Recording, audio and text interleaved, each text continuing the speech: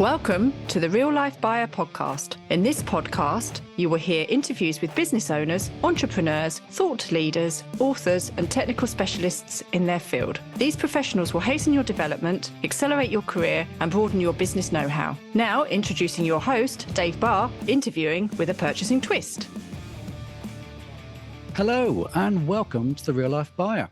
If, for example, you are a female purchasing professional or a business owner and are concerned that your personal or company branding may not be projecting the optimum impression or the impact that you really want on LinkedIn, then certainly this podcast should be for you. My latest guest, Limor Bergman, worked in the tech industry for over 20 years. She started as a software engineer and worked her way up to director of engineering. But after having lived for 9 years in the US, about 2 years ago, Limor returned to Israel and decided to follow her calling by supporting women's career growth and their personal and company branding on LinkedIn.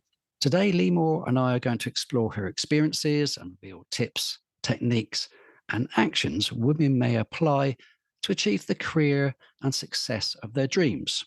That's the plan, anyway. So, without further ado, I'd like to welcome Limor onto the podcast. Hi, Limor. Hi, Dave. How are you? I'm very well, thank you. Not too bad at all.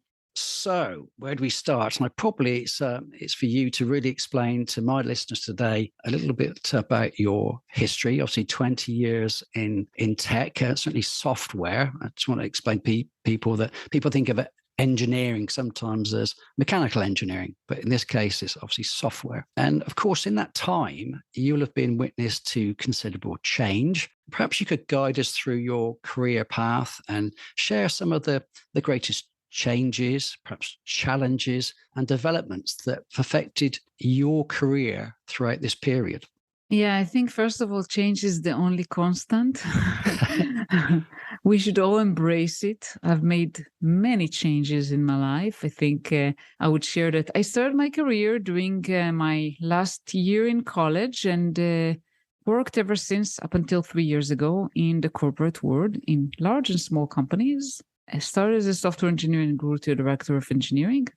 I got married. In those time, I got married and have 4 wonderful kids and moved countries. And within the US, we moved also several houses. We have, I think, the longest we live in the same place was 3.5 years over the last 12 years. and we're moving soon from our current apartment to another one that we bought. So we're not going to break that record, at least not in this apartment. So we moved quite a bit and my kids moved quite a bit. Yeah. It's not easy, but it's also really helping you to become more resilient. Okay. Different way of thinking about it. Just to get some context, your children obviously are quite young then. My oldest is 18. Right. She just started college. She's into arts. Okay, cool. Fine arts. And my son is 15. He's in 10th grade. And I have twins. They are 12. They're in 7th grade. Okay. So just creeping all of them into the teenage years, the dreaded teenage years. Yes, definitely. I have one teenage lad, and I certainly know it. So you've had to obviously juggle a fair amount. You've had a very great career. You don't become a director without spending an awful lot of time and have a lot of competence in what you do. And trying to juggle that with obviously a very busy family life is fantastic. So well done for that. Just thinking about the industry that you work in, for those people who haven't worked in tech industry and software, what kind of environment is it like for ladies to work in? Is it really heavily male dominated, or is that changing now? How are things in that industry? For me, at least, it was very, very, very male dominate. For most of my career, I worked predominantly with men. I'm not saying that I haven't worked with women, but most of the people I work with were men, and very few women in leadership positions. Okay. And do you think there's a particular reason for that? Why is software? Because you think you're not, say, doing manual work per se, which people stereotypically think of guys doing manual jobs. You're in an office, hopefully a nice environment. Why do you think guys more than ladies gravitated into that industry? Any thoughts there? That's a good question. I think it starts in school for some reason, and I cannot put like my finger on it. But I think girls think that they're maybe not capable or not interested or not attracted to, programming. And the change has to start from probably middle school age, I would say. Right. I'm trying to encourage my kids to pursue their passions. So my oldest, she's very good at, she's good at everything, but her heart is with fine arts and writing.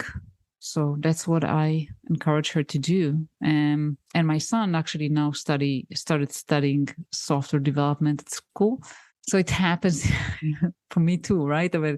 But I always kind of try to raise my kids in an environment that they can basically do whatever they choose to, whatever they put whatever they like to do. That's what I try to encourage them. But for some reason, I don't know why girls think that maybe they are less capable. It's interesting because certainly I see ladies I work with extremely creative. And I think of software sometimes as being almost like a creative type of job in some respects. You are literally setting down the fundamentals for something to work in a certain way. So you're having to create a new world almost, in some respects.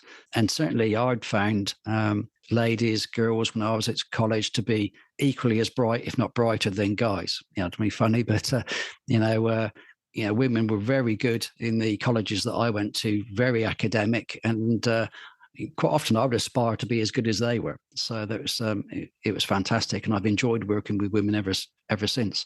I'm quite interested to understand, given your experience, what you believe women's core strengths are that perhaps could give them the advantage over their male counterparts, and how do you think they could capitalize on those strengths? It's a great question. I think, first of all, women have, and I'm generalizing, obviously, a much higher emotional intelligence than men. They are more empathetic and compassionate, and they are less ego-driven in general. And that helps women become much, much better leaders, in my opinion. And that's where my mission is, right? I want to bring more women into engineering leadership. So I think with leadership, one of the things I've noticed with men, they're very competitive, a lot of competition and ego. And that creates a lot of tension a lot of times in the workforce. With women, it happens less.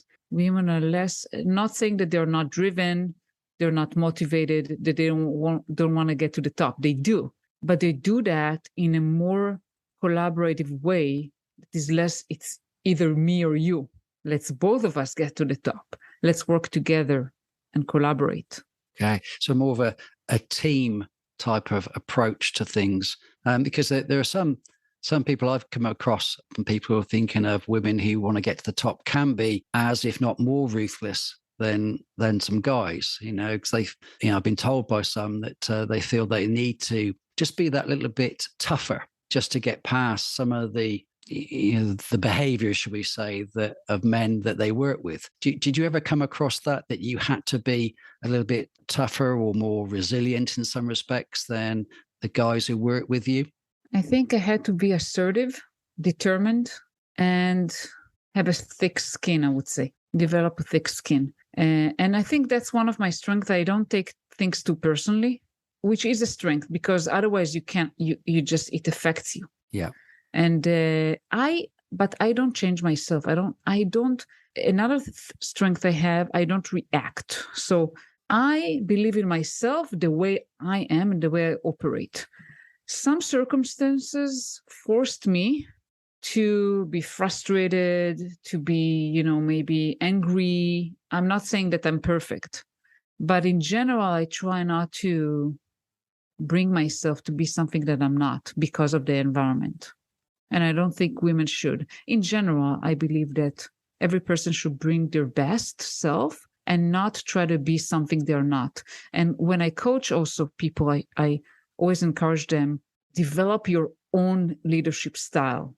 There's no one style. Develop your own, something that meets who you are, your strength and your core values. I like the word assertive there. That's I think really does epitomize what you're talking about and my imagination of how a woman needs to make sure that the point is made clear in a professional manner. Why do you think that is sometimes necessary? Do you think it's less necessary now? Do you think the environment that ladies work in is moving, is changing, so you don't have to be something more than you would perhaps normally be at home?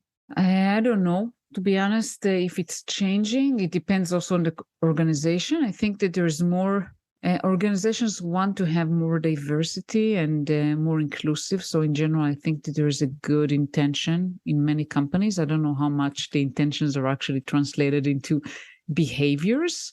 Right. But I do believe in general that if you want to get something, if you want to achieve something, you need to pursue it. And yes, you need to be assertive.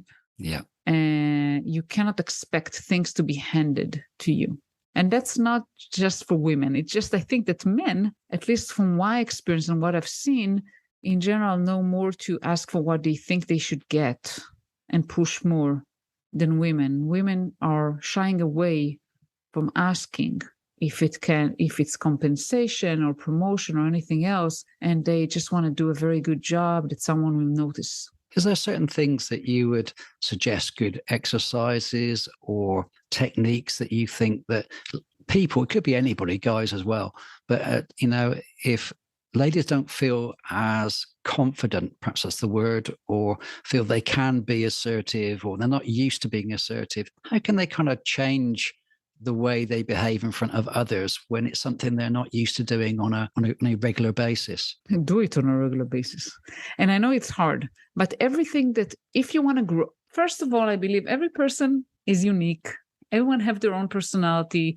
I don't believe that people need to change. They're perfect. But there are some things, if something is blocking you from moving forward, let's say you don't know to ask, right? You don't feel comfortable asking for what you should get. And it's really blocking you from moving forward in your career. Then you need to practice it. And you can practice it in small increments. One woman I was working with she felt very uncomfortable to ask her manager for vacation, for time off. And they have this flexible, have you heard of this flexible time off, like unlimited vacation, or it has multiple names. So the employer actually gave, the people the freedom to and wanted actually people to take time off, but she felt uncomfortable to ask for vacation. So think about, if someone feels uncomfortable to ask for time off, are they going to be comfortable asking for money, for promotion? Probably not. So it starts by practicing small things. Can we asking, I want to do this task because this area interests me and I want to learn more. Ask something small, but practice of knowing what you want and asking, or whatever it may be. Just practice and improve every day, one step at a time. Yeah, no, it's great. You say try and rush in to do something completely out of character, because you'll probably trip over yourself perhaps or something like that. Yeah. And everything that you do it with your own personality, right? I mean, I don't believe in changing people and fixing people, right? I mean, I think that there is kind of a tendency by organizations to try to fix people. This performance review thing, right? By the way, I hate these processes, but it's like every organization have this annual performance review and they say, those are the things you do good. Those are the things you need to improve. And they try to fix people, like they try to improve them. I believe in strength-based management. It's not to say that people do not need to work on improving some things, but let's see what this person is really good at and help them become better at what they do. Yep, absolutely. That's right. Because you quite rightly say the focus tends to be on the things that you don't do well, but how much more advancement, how much better would you perform if the things that you do fairly well now, suddenly you took those to a whole new level? That could be worth far more than trying to fill in the other little gaps. Yeah. And I think it also requires more flexibility and open-mindedness from employers. There is no one box, right? I mean, that a person can do this role, right? It used to be when I started working that you could only grow in the corporate ladder if you become a manager. It's not, for years, it's not like that. And there are many people who excel and grow as individual contributors, as architects, as, highly technical people. So it takes some open-mindedness to realize that there are different strengths of people and let people just do what they do best. Well, of course, they bring value to their organization. Right. So let's think about LinkedIn, because is an interesting media, shall we say, for presenting yourselves. We're quite used to being attending an interview and then you work on your own behaviors and such. But LinkedIn, you're not quite in that same arena. You've got to put yourself across and sell yourself to people before they make contact. From having looked at LinkedIn now between a profile of, should we say, generically ladies against males, do you see there are some significant differences in the way, or should there be some significant differences in the way females present themselves against their male counterparts? Not necessarily. I don't see any differences, or I don't think there should be any difference. I think every person on LinkedIn should think about it as their marketing collateral. And I think what I do see the difference that women feel less comfortable showcasing their achievements and skills. And I always say, LinkedIn, that's not a place to be modest. You don't need to lie and oversell on things you don't know, but be comfortable selling yourself and showing off with everything you achieved in your career and everything you have done and the impact you have made. And that's where I feel women feel less comfortable than men. But I don't think it should be, different. Yeah. You certainly see that in some CVs where they're written in a manner that is almost like flashing lights going off, lots of technical terminology. I've achieved this, I've achieved that, I've achieved something else, against, as you say, modest ones. But is there a fine balance, though? Thinking of the audience that's receiving that, sometimes you can pick up that, hold on a minute, this just seems a bit excessive. Yet they're overselling themselves. They're making themselves look they're something superhuman. It's quite a difficult balance. And do you think that that's hard to put across in words? What sort of tips and techniques do you give to the people who come to you and say, this is how I would present yourself? Are there any thoughts there? So first of all, I always like to have like a small section that's just describing who you are, what's your experiences and what's like your value, what kind of value you can bring. And then when you describe your employment history, I recommend for every role describing in 1 or 2 sentences, be brief, because people don't have that, patience to read lengthy descriptions. Just write, okay, this was the role, just that people understand, because a lot of time companies use different terminologies for roles and it's not always clear what the role was. Describe it and then just list the impact. What kind of impact have you made? That's it. And if you're honest and you just share what you have done, I don't see that as bragging. I don't see that as coming like an egomaniac or like, so if you're genuine about this is what I've been doing, I don't see a problem with that. Yeah. So pulling out those KPIs, the key performance indicators, the metrics that you've been working to and how you moved. Yeah, how you moved the from needle. A to B. Yeah, absolutely. But don't be shy about doing that is the key thing. Be factual. Yes. Stick to something that you actually have done. Yeah. And as much as possible, quantify it. Yeah. And yes, and you need to be able to demonstrate it perhaps in some way as well. Obviously, the more, as you say, I say factual, but if there's something you could demonstrate to somebody that this was where I moved this position from to here, here's the time it took, the pace at which it was achieved, etc., perhaps can be more legitimate and believable. I'm thinking about, there are a number of ladies, particularly now, that are setting up their own businesses and they want to share that obviously with the world, and they want to capitalize perhaps on their female heritage and their culture that they've set up, because I can see businesses that are owned by ladies to be quite fundamentally different sometimes in their culture. Now, how do you get that cultural aspect across, would you say, through something like a LinkedIn profile, some of the nice things that ladies bring to a business that perhaps guys don't? I don't know. I mean, I think it depends what it is, but just highlighting, as I mentioned, I mean, always show what impact. I believe in just showing the impact. And what you can do is to let people know you. Do videos. I think that video is the best way probably to give people understanding of who you are, your personality. There are things that there's so much you can get about a person from reading text rather than actually seeing them talking. And so I encourage people to go on video. I know it's hard. I mean, most people don't feel comfortable with that. Yeah. So just practice it. And you can do it on LinkedIn. You can do it like what we're doing on a podcast. You can just talk on different opportunities, right? In conferences or different, and just showcase who you are so people know you. And also you can put content in other ways, right? I mean, you can write posts, but bring yourself, show who you are, show your personality.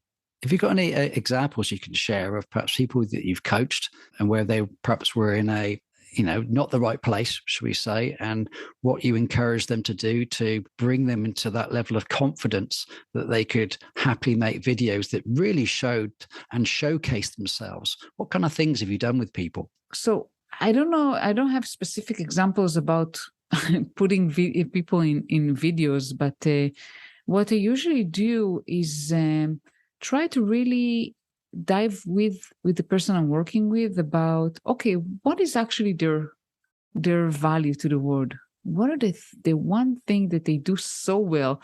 I'm trying actually to narrow down, like if it's a business owner, like who is your target audience? And who do you help? How do you help them? Be very, very, very specific in what you do and what value you do, and encourage them to share that. Either on, as I said, there was someone I recommended podcasting, and she was like, "Oh my God, it's so great!" Because a lot of time people feel more comfortable, talking on a podcast, knowing that because some podcasts don't do the video part, right? It's audio only, so some people feel more comfortable with that. Yeah, just finding every person where they they feel uncomfortable, but not too much, and push them a little bit. Yeah. Do you have a particular style when you meet a person who comes to you for support and help and guidance? Do you go through a particular process to help to uncover and find the real person, to decide where should I be helping them most? How do you go about finding out those real people? I ask them. I usually ask them, why are they talking to me? What do they feel like they need help? And depending on obviously the process, I go with someone. Usually we define like success metrics. Yeah. Of, okay, if you start working with me, what will success look like? If they don't know what to say that, I ask them, okay, what will be a failure?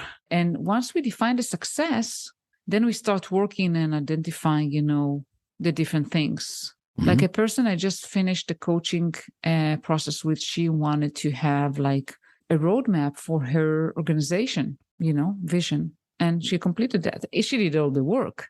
Yeah, but we just worked, and I gave her the confidence that she's capable, and some advice, about how to put the emphasis and how to work with her management. But we just define what is the end goal, what she defined, what she wanted to get out of this.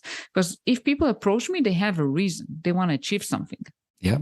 So do you find that's one of the hardest things people struggle with, is developing that vision that they could go towards? Or what do you think are the most difficult struggles people have in their journeys? It really depends. I think some people are not intentional, so they may not know exactly what they want. Yeah. Right? Some people don't know what is holding them back. Some people know everything, know where they want to go, but they don't know how. Yeah. So I think it really varies. I cannot generalize it. And I really believe, so you asked me about a process. I don't believe in processes. I believe that as a coach, I have a toolbox, and I'm using the right tools, bringing the right value with every person. And every person is different. That's where, right? I mean, every person is different. So I'm working differently with every person, depending on what they need from me. That's my belief. That's interesting. I think of somebody who writes software. I would thought you'd been quite systematic because you're working with systems. So I didn't expect that. Software is the most creative thing. Yes, there's the different languages and the tools, but eventually And by the way, this is one of like the common areas of conflicts between engineers. There's no one way to write something, right? Yeah. And engineers always fight. It's my way is better or your way is better, right? I mean, because it's so creative, right? You bring your creativity and there's so many ways to solve a problem. And usually there's not one answer. Actually, one of my previous managers, which really I admire, and he used to say, and he used to challenge us, the engineers, when I was an engineer, to come with 5 ways to solve a problem. Bring me 5 different ways you can solve this, because there's not one way. Ah, right. Okay. Is that a technique that you also use with the people you work with, or variations of that? Sometimes I will try to, if someone is stuck, I will try to tell them, okay, what can you do? And then I say, what else can you do? What else? So it depends. Yeah. Yeah. Absolutely. Cool. Are there any particular things when you're coaching ladies that you want to explain or emphasize to the audience now? Some things that may really help them shift their perspective and their performance? I think that I want to encourage ladies to identify their strength and their value and appreciate that. Appreciate themselves, appreciate what they have achieved so far. We tend to be over-criticizing ourselves all the time, especially women. Criticizing all day long. We're very hard. We are the hardest critics, right, of ourselves. So be nicer to yourself. Appreciate yourself and what you have done, and appreciate your strength. I think we don't do that enough. Right. Do you think how important do you think is to be in a group of like-minded individuals that encourage each other? Is that something that you particularly advocate and push for? For sure. And I also push for the contrary, staying away from people who are toxins to you. Yeah. Sometimes it's difficult, by the way, because those people are the closest to you. Sometimes it's your family members. It's okay. You need to kind of balance these delicate situations, but stay away from people who discourage you, and find the people who encourage you, who always motivates you, who helps you and help each other. I always try to find like-minded people. So tomorrow I'm meeting with coffee with someone like a business owner. Like I'm always trying to meet like-minded people so we can inspire each other and help each other. Yeah. Is that something you're able to do or quite freely in companies when you're surrounded by people that you can't change the landscape, so to speak? Do you find different ways of managing that difficult balance between those that you see as being a positive influence on your career and those that are not? Have you got any examples of experiences there? At companies, it can be challenging because you can have some, I'll be very blunt, jerks that you don't, and a lot of times those are people you don't manage directly, that they could be either your superiors or peers. And I've been in situations where I had managers who didn't support me, or I had people I managed that were really difficult, or I had peers, and I didn't always have control over the situation. So what I did, not always successfully, by the way, but the only thing we control is ourselves, right? I mean, that's the only thing. So that's what I try to do. I try to control myself, my emotions, my reactions, my behaviors, and not to be reactive to how other people behave. And I believe in that really strongly, that if someone doesn't treat you well, don't do the same to them. Don't say, oh, if this person is a jerk, I'll be a jerk to them. No, be yourself. And yeah, if you don't like the person, maybe you should stay away or try to be very kind of minimal, kind of very formal, but don't get to a situation when you behave like they would. Yeah. And if you've got somebody that works for you that perhaps falls more towards that category than the other, have you got certain ways of trying to turn them around to become a person that's more productive, more inclusive, more of a team worker? It's hard. And I'll be completely honest. I mean, there are times I failed miserably because, again, we only control ourselves. If someone is not willing to change, I cannot change them. But usually what I try to do is, first of all, throw emotions out of the window. Be less emotional. Just look at it very coldly. because that's the only way I can cope with situations like that. And try to understand their motivations and even be curious about their motivations, right? I mean, even if I meet with someone I despise, right? I'm using strong words, even someone I despise. I'm saying, okay, I want to understand how do they think about the situation? What this person thinks, what they want. I ask them even, what do you need from me? And when you come forward positively, there are higher chances that the other person will soften up and be willing to collaborate. It doesn't always work. Because again, we cannot control how the other person works. If the other person is a jerk and all they care about themselves and they don't want to collaborate, and it happens to me in the past. That's what I'm saying. But if you come forward, you try to understand where you're coming from, you're curious genuinely and want to collaborate, more likely they will do the same. And if you come and say, okay, how can I help you? And you actually help them, they're more likely to help you too. You may not like them as people. You still may want to stay away from them as much as possible, but at least you can create a better relationship. Yeah, there's a clear plan that you've got there and how to deal with them. And you give them every opportunity that you can to perhaps change some of their behaviors. Yeah. Okay. So before I ask my last question, I'm sure people are getting quite intrigued about the things that you do. Where can people find you, reach out to you, discover some of the things you teach? Yeah, so probably LinkedIn is the best place because I'm not as active as I wish to, I'll be honest with you, but I like LinkedIn because that's where people can actually get to know me a little bit. I try to put links to some podcasts that I did, so people can listen, see me, read some stuff I post and get to know me because we're all people. I really believe in personal connection in everything that we do in life and in business. So I want people to know me and then they will figure out if I'm the right person for them or not. Yeah. Do you ever run, we talked about video earlier on, do you ever run any webinars or video events? Would you post videos online? Sometimes I do. I actually have a webinar coming up towards the end of the month. So end of November. So yeah, sometimes I do. I'm just too busy lately, but yes, I try as much as possible. Yeah. Brilliant. Right. The last question then, because we touched on this earlier and I'm quite intrigued by this.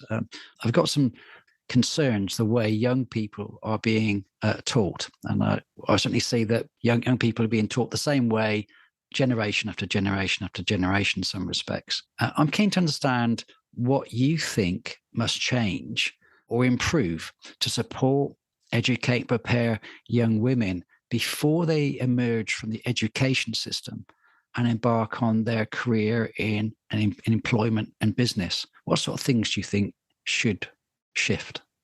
I think that if I talk with very generically, and it's not just on girls, but also on boys, schools should focus, first of all, on real life skills, presentation skills, finances, like real world. They should prepare kids to the real world and not just focus on the pure academic things and communication. So I feel like negotiating, public speaking, personal finances, entrepreneurship, those are all should be part of the system.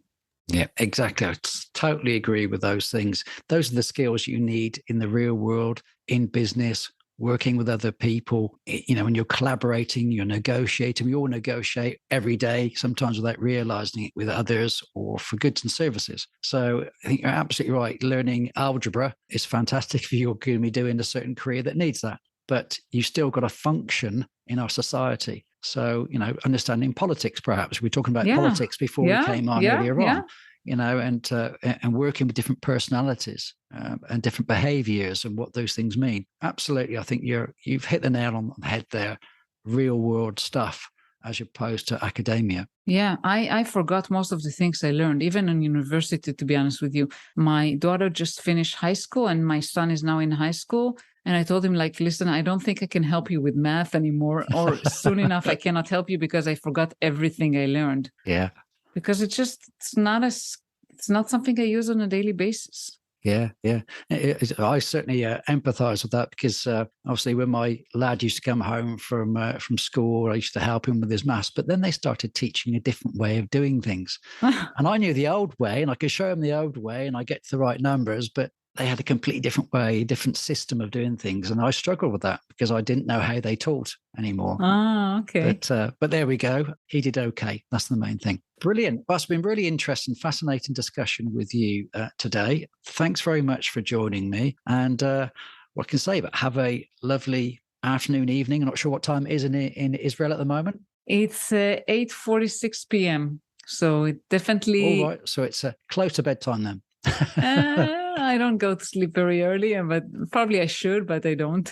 But yes, it's a great evening here. So have a great evening. And thank you so much, Dave. It's been a pleasure. Brilliant. Thanks very much. You take care. You too. Bye. Bye. So there's another Real Life Buyer podcast. I do hope you enjoyed it and it's given you some ideas and inspiration for greater action and achievement. If you are a purchasing or a supply chain professional, business owner or director, come and join my Facebook group, the Purchasing and Supply Chain Community Hub, a safe place to engage with like-minded, friendly people. See you soon. Bye.